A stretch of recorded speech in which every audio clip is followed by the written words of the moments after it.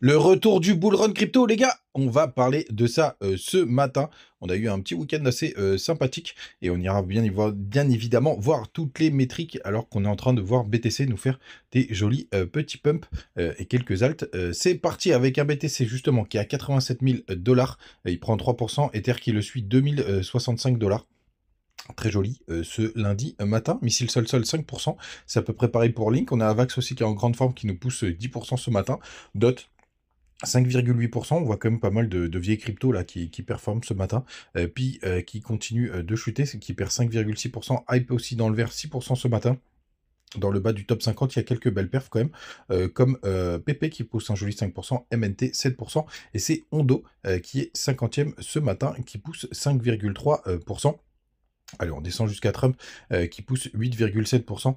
Il y a Trump qui nous a refait un petit tweet hier sur le sujet. Les gars, on démarre tout de suite avec le 4 heures du BTC. Vous savez que cette trendline bloquante, on va passer direct en daily. Qui fait, enfin vous avez une double trendline, vous avez celle-ci, tiens, elle s'est barrée, bon c'est pas grave, en tout cas vous avez la trendline qui est juste là, donc pour l'instant on est en train de la traverser, vous voyez sur la journée de dimanche, bon, elle a fait office de résistance, ce matin on est en train de la percer en plus avec pas mal d'impulsions, donc ça c'est plutôt pas mal. On a le MACD qui nous a fait un joli W en daily et qui a fait un croisement bullish. Alors, c'est pas le meilleur des signaux. Hein. De toute façon, le croisement MACD, parce que regardez, vous voyez, on a encore eu un là, il y a pas mal de faux signaux. Mais là, c'est plutôt pas mal parce que c'est calme, c'est long, c'est rounding bottom. Donc ça, c'est plutôt chouette. Et vous avez le RSI qui commence à nous faire une petite trendline de support juste là, qui est plutôt pas mal. Il faudrait casser les 60 pour avoir une vraie impulsion haussière. On va aller voir ce que nous dit le 3 jours. Qui commence encore lui aussi à s'arrondir bien tranquillement. Et bien évidemment, après, il faudra qu'on vérifie le 5 jours et le weekly pour espérer avoir une nouvelle tendance haussière. Mais pour l'instant, c'est vrai que c'est assez joli, tout simplement. Alors, par contre, bien entendu, attention, et je démarre tout de suite par là, c'est ce qui se passe du côté des contrats CME. Ah, c'est bon, ça a marché. Hop, quitter. Ouais, il va me remettre exactement le même. Hop, on va repasser en daily, puisque en fait, on est vraiment sous une grosse résistance. Regardez comme c'est très très propre. Et vu que c'est du côté des CME maintenant que pas mal de choses se passent, il faudra faire très attention. Et bien entendu, les gars, la mauvaise nouvelle, parce qu'il en faut, c'est qu'on a laissé un énorme gap. Enfin, un énorme gap. Un gap, en tout cas, énorme. Ça je vous laisserai en juger par vous-même. Ce que vous en pensez, mais on a laissé un gap et donc potentiellement on a 80% de chances de venir le combler tout simplement, qui va jusqu'aux 84 000 $.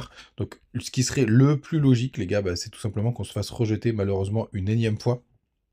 Ce serait ce qu'il y a de plus logique, donc on se fasse rejeter une énième fois, qu'on vienne combler ce petit gap et que derrière on reparte. Pourquoi pas, vous le savez que à court terme, moi je reste quand même assez bullish. Il faudra bien évidemment voir ce que nous racontent les marchés traditionnels. Mais on a ce petit coup près. Donc, est-ce qu'on repart en bull run? Bien sûr que non, c'est beaucoup trop prématuré pour le dire. Mais vous le savez, à court terme, je reste vraiment haussier. On va voir ce que va nous faire cette petite résistance. Si jamais on le perce, on va laisser un gap. Ça, ce sera un peu emmerdant. Et surtout, ça confirmerait que malheureusement, on va pas aller si haut que ça et qu'on devrait revenir dans un avenir très très proche le combler. Donc moi je préférerais qu'on aille le combler avant, c'est-à-dire que là on fasse une petite mèche en tout cas dans la journée ou demain pour venir chercher tout ça et enfin breaker la trendline. On voit aussi que du côté du RSI, sur le RSI justement des contrats CME aussi c'est vraiment très très propre. Hop, vous voyez, on a une petite trendline qui est en train de se former. On est en train de la tenir pour avoir justement cette tendance depuis quelques jours. Donc c'est plutôt pas mal. Et ça nous fait faire un énorme W sur le RSI. Donc vraiment très très bien orienté. Et vous voyez, si jamais on va combler le gap CME et qu'on fait un petit pullback sur la trendline, ce serait vraiment très joli. On serait vraiment très content, tout simplement. Du côté des autres indicateurs, notamment le Total 3. On a toujours aussi tenu la trendline. On est même légèrement un peu plus bullish du côté du Total 3. Vous voyez, on est aussi sur la trendline, hein, donc aussi grande méfiance. On pourrait la tracer aussi d'ailleurs. Je crois pas que je l'avais tracée celle-là. Il faut juste mettre de côté ce qui s'est passé du côté du tweet de Trump là. Je sais plus ce que c'était d'ailleurs. Ouais, non, on est une belle trendline là. Si on essaye de, ouais, faudra que j'ajuste hein, quand même parce que là pour le coup, ah si, c'est plutôt pas mal si on enlève les tweets à la con de Trump là du dimanche.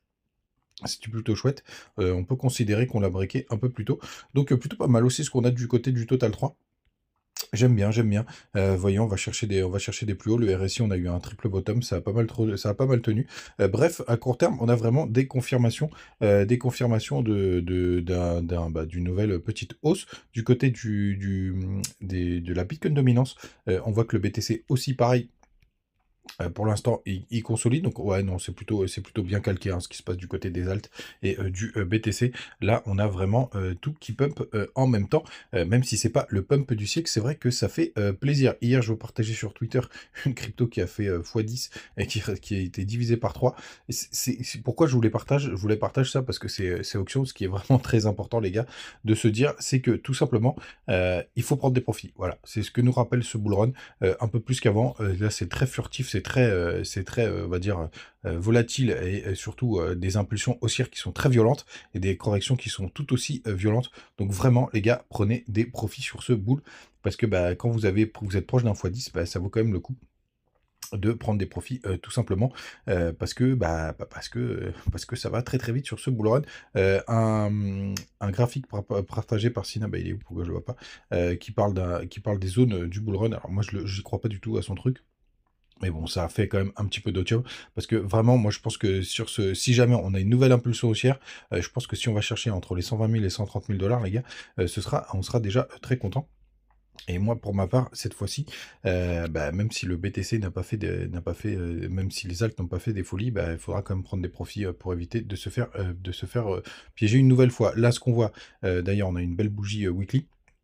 Quand on regarde, on va repasser en daily, hop, parce que vous avez une grosse zone cette zone de support là qu'on a enfin breaké, donc ça c'est plutôt chouette, vraiment bien. Mais vous le savez que pour repasser vraiment dans quelque chose on va dire de haussier, il faudrait vraiment réintégrer le range aux 91 000 $.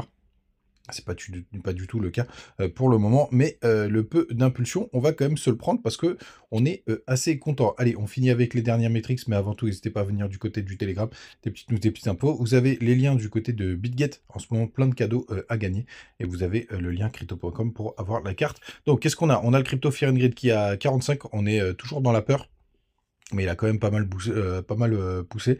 184 millions de liquidation. Pour le coup, il y a quand même un peu de machine à laver, parce que c'est vrai que 200 millions, c'est pas énorme, mais ça fait quand même des sous. Et on a les fonds qui sont très très bas ce week-end, ils étaient pas mal dans le négatif. Et on a encore des cryptos qui sont pas mal dans le négatif. Donc ça, c'est plutôt pas mal.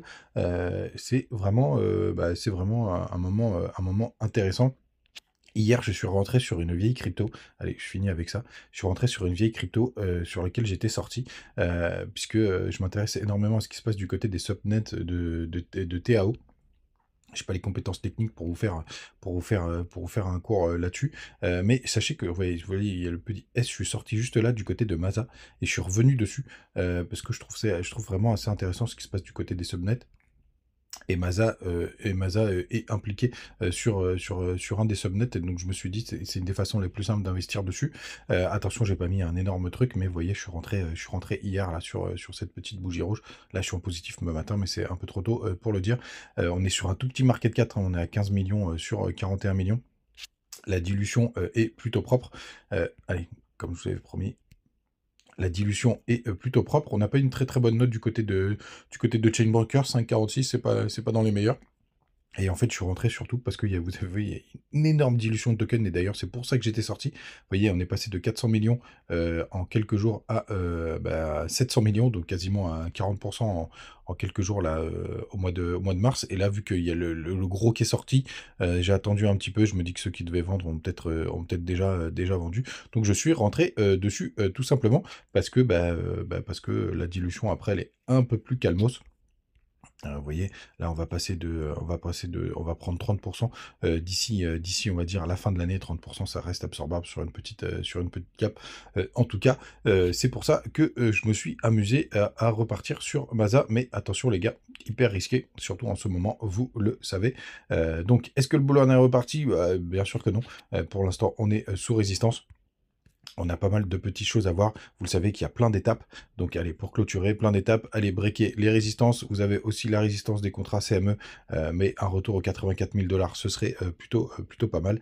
Et après, bah, vous savez, il faudra traverser les zones de rechargement de short, aller récupérer pas mal de petites zones, passer le gros support, la grosse résistance qui se situe aux alentours des 92 000 $, si on y arrive. Et puis après, évidemment, on pourra déclencher beaucoup de